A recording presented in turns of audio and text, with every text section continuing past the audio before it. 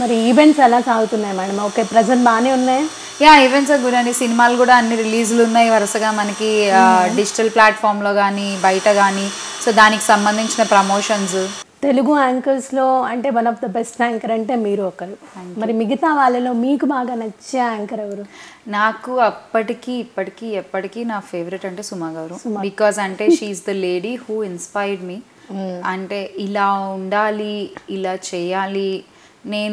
నాకు బాగా గుర్తు, స్టార్ మహిళ నేను స్కూల్ నుంచి వచ్చి లంచ్ బ్రేక్లో ఆ స్టార్ మహిళ చూసి నేను మళ్ళీ స్కూల్కి వెళ్ళిపోయి.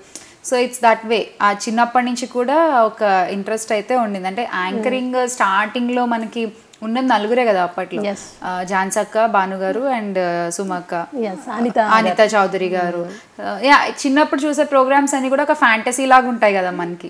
లైక్ వావ్ అనే ఒక ఫీలింగ్, ఆ వావ్ అనే ఫీలింగ్ నేను చిన్నప్పటి నుంచి ఉంది నాకు సుమక్క మీద. సో చెప్తూ ఉంటాను మరి సుమ గారికి, నేను స్కూల్ డేస్ లో ఇలా మీ ప్రోగ్రామ్ చూసేదాన్ని. ఆవిడకి తెలుసు, ఆవిడ ఇష్టపడిన వాళ్ళు ఎవరుంటారు చెప్పండి. ఓకే, మేల్లో నాకు ప్రదీప్ అండ్ రవి ఉన్నది ఇద్దరేనండి. ఇద్దరు ఎవరి స్టైల్లో వాళ్ళు టాలెంటెడ్.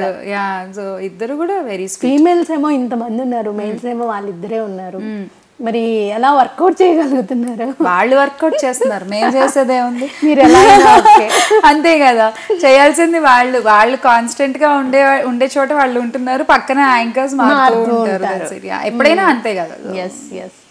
ఎలాంటి ఈవెంట్స్ మీరు ఇష్టపడుతూ ఉంటారు మేడం బేసిక్గా? అంటే నాకు బేసిక్గా లైవ్ ఈవెంట్స్ చాలా ఇష్టం. కొంచెం అంటే రికార్డెడ్ కంటే కూడా లైవ్ నేను బాగా ఎంజాయ్ చేస్తాను. ఇమ్మీడియట్ క్విక్ రియాక్షన్ మీకు అక్కడే తెలిసిపోతూ ఉంటుంది మీరు చేసిన దానికి. సో అది ఒకటి నాకు చాలా ఇష్టం అనమాట.